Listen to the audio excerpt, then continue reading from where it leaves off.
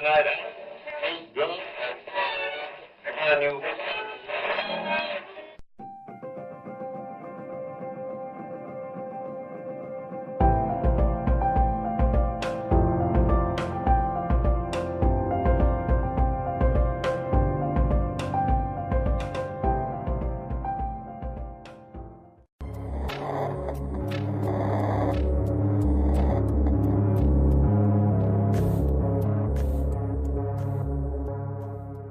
Can you define hate speech? Senator, I think that this is a really hard question, and I think it's one of the reasons why we struggle with it. There are certain definitions that we have around, calling for violence or.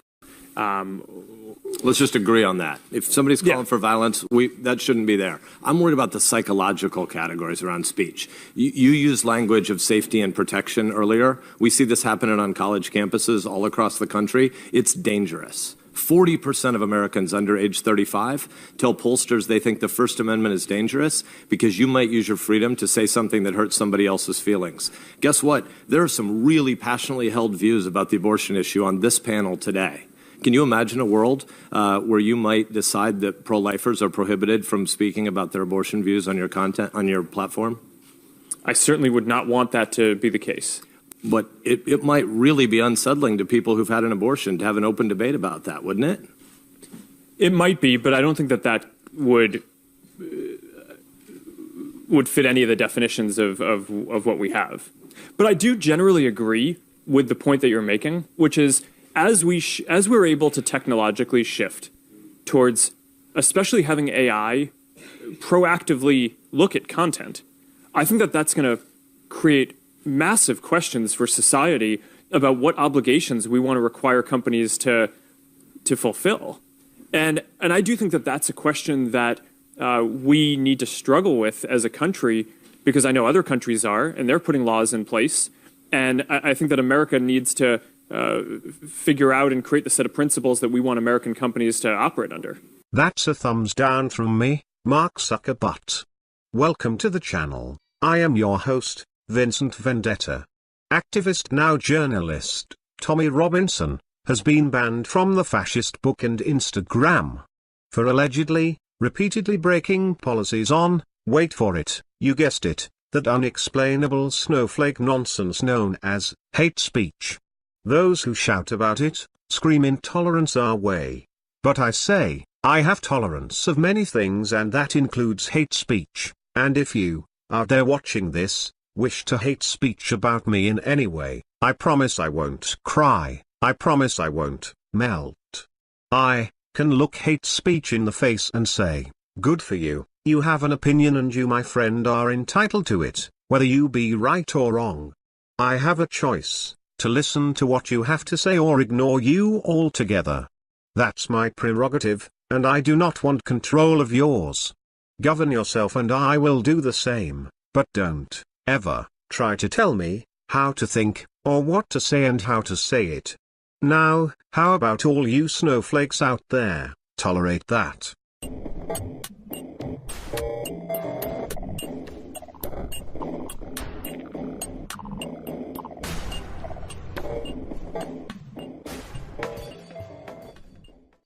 Of course, we all know why this has really happened, no matter how the controlled press tries to spin things.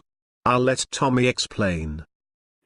Within 24 hours of us releasing Panodrama online, Panodrama, a documentary that categorically proved, with evidence, the establishment, working with the media, working with far-left George Soros-funded organisations, to destroy the people speaking against them. The proof and evidence was there. Within 24 hours, we had 1.5 million online views. By now, that would have been 10 million. And within 24 hours, I'm completely deleted from the internet. The censorship is real. We've got them rattled. They fear us. They genuinely fear it. They fear a movement that's growing. Now, the message is simple. When they raided my house 3 times in the first 6 months of the English Defence League, they thought that would stop me. It didn't. When they put me in prison and locked me in a room and had me nearly beaten to death, they thought that would stop me. It didn't. When they took away my Twitter, they thought it would stop me. It didn't. They took away my PayPal. That nearly stopped me. 70% of the donations disappeared. We've just produced the most powerful documentary anyone's seen from us. It didn't stop us. Will banning us from Instagram and Facebook stop me?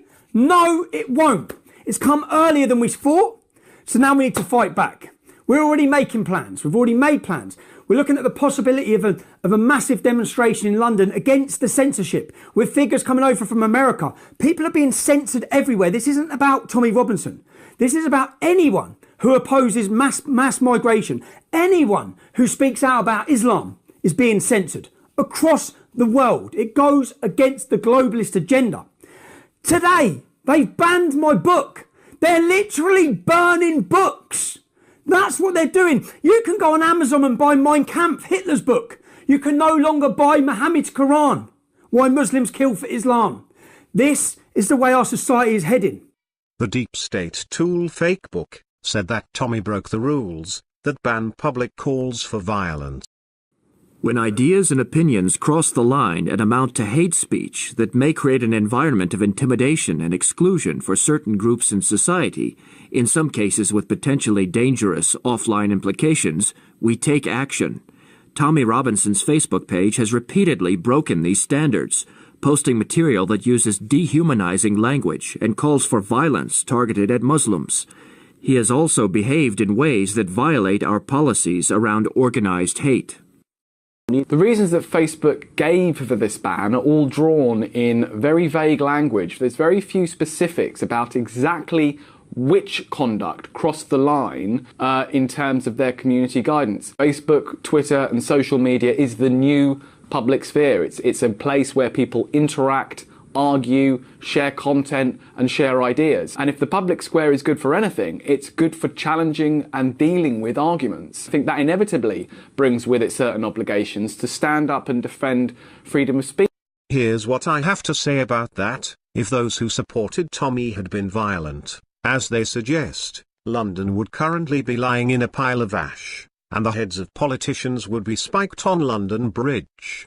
They should be thanking them for showing restraint. They should be praising them for their good behavior, because if they wanted to, really wanted to, they could tear London apart and storm Westminster to drag out all the pedophiles and freaks who work in there. So the truth is, Facebook, there is no evidence to suggest that Tommy supporters have been violent. If they had, you would certainly know about it. These deep state media hacks have a rule that bans people from supporting or appearing with organized, wait for it, hate groups, but nobody knows what that even means, not even them. The only rule I see is shutting people down when you disagree with them, which is cowardly and pathetic. Tommy isn't the only one to have had problems with the fascist book. Remember the Trump-supporting, conservative bloggers, Diamond and Silk. The pro-Trump sisters became a hot topic during Facebook CEO Mark Zuckerberg's second day of grilling on Capitol Hill today. Do you subjectively manipulate your algorithms to prioritize or censor speech? Congresswoman, we don't think about what we're doing as censoring speech. I think that there are types of content like terrorism that I think that we all agree we do not want to have on our service.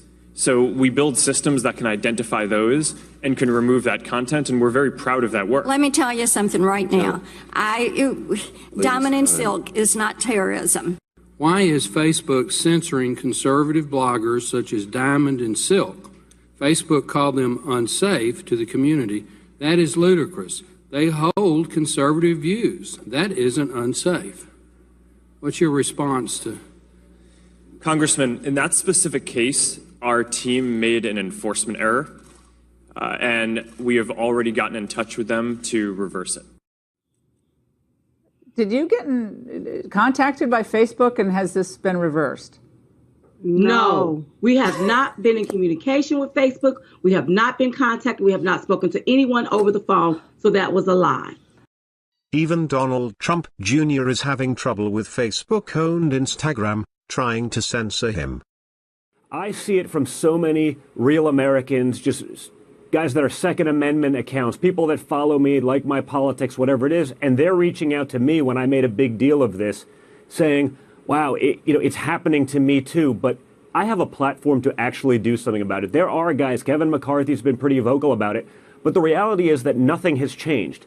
I put up an Instagram post 2 weeks ago about the Smollett thing because, I had the gall to be a little bit cynical about the entire ridiculous situation that was laid out, and Instagram just deleted it.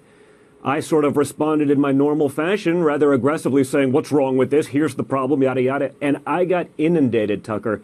Hundreds of people sending me DMs. Don, my account was shut down because I tried liking one of your tweets, or I tried liking one of your father's Instagram posts that was like him and his grandchildren. A lot of these companies are getting a lot of benefits from the government, from the internet, from all these things.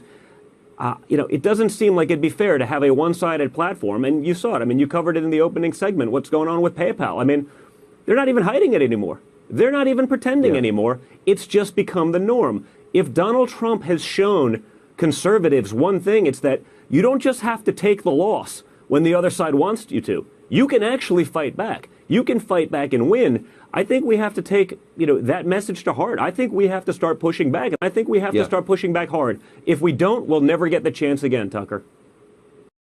Tommy has also been removed from Twitter, and is now slowly being erased from the bigger social media sites. This leaves Tommy reliant for the time being on YouTube. It's only a matter of time before YouTube pull the plug on his channel, just like they did to Alex Jones. That MI5, MI6, and then the German intelligence are interfacing and paying journalists to put out fake news, to infiltrate nationalist and patriot groups, to target you, to target myself. And so these are private intelligence operations, but interface with government so that if they get caught, it won't be as criminal. And so people have to understand, it's called Countering Disinformation Propaganda Act that Obama put in before he left, and it set up these intelligence agency groups with hand-picked people from the globalist system that are actually doing it. And they talk about how they first demonize you, then they go out and pay people to file lawsuits on you, then they buy off and bribe the people involved in the lawsuits. We've now got evidence of this about to come out, and then that's how they railroad people into prison. So they're planning it on me as well. Well, in fact, what you had with my former employees was Hope Not Hate, who work with the government, who work with the Obama administration, who are advisors to counterterrorism. They actually sat my former employees down and said, we now advise counterterrorism. Theresa May has just given permission for counterterrorism to tackle the far right. We will put you in prison. And all of this I have on tape. All of this is recorded. All of these allegations, plus far more worse ones, is all on an hour-long feature-length documentary and film, which when this has gone out, they haven't known what to do. For years, they've tried to silence me. For years, they've put me in prison. For years, Twitter, PayPal, any ability for people to support me has been taken away. And then now, their final punch was going to be Panorama. The reason they were using Panorama is the most respected BBC broadcast in the world. What Panorama says is the truth. They are known for finding the truth. By having Panorama destroy me with false allegations which are made up against women would discredit me to the nation. When that hasn't worked because I've gone undercover and exposed it, they've simply deleted me the next day from the internet. So, how will Tommy reach out to all of those who want to hear from him? I'll let Tommy tell you. We need you. It's all of us. I can't do this. I need you. I'm now working and looking. I already was at an app, at our own platform, at our own social media platform. But I need your support. So I'm not going to let this stop us. We're going to continue working. 100,000 people have signed up in the last 24 hours at our website. 100,000. I will have the ability to still make videos with your support. And not just make those videos. We will air them in city centres on massive screens like we did with Panodrama. If you've witnessed the corruption, John Sweeney's still in his job. Do you know why that is? I'll release the recording soon because I've got him on camera saying he has things against the BBC. Our media is corrupt. They're working together with the establishment to silence us all. What I'm asking you, and I hate doing this, we need to build, we need to prepare. To do that, everything costs money. I'm looking currently with lawyers in America at taking Facebook to court. That's what we're looking at doing. We're also looking at building our own platform, our own app. if you can, at this moment, so that we can grow and we can fight back, which we will, no matter what we're going to. Please show us your support at the link provided. Thank you. I would like to thank all of you for watching, and particular thanks to all of you whom have subscribed. I really do appreciate your support. And if by chance you've watched this and it isn't to your liking, then why not find an alternative channel and show your support there? There are many talented YouTubers on the platform, and I do realize that not everyone likes a masked man with a robotic voice, but I think it's time to start supporting small channels, not necessarily this one. There are plenty out there. The bigger channels are currently hanging on by a thread. And if they go at the hands of these deep state hacks, new channels need to emerge to fill the void. Perhaps you could start your own channel, just like I did, and if you do, please feel free to use my comments box to let others know. I really don't mind. You see, I don't care who delivers the truth, whether it be me or someone else. I only care that the information gets out there, however it is packaged. It's fine by me. Different strokes for different folks. There's room in this world for all of us. Now that's real tolerance. You've been incredible as always, and I've been Vincent Vendetta. Delivering you truth with a mask on, whilst they deliver you lies with their bare face. Until the next time.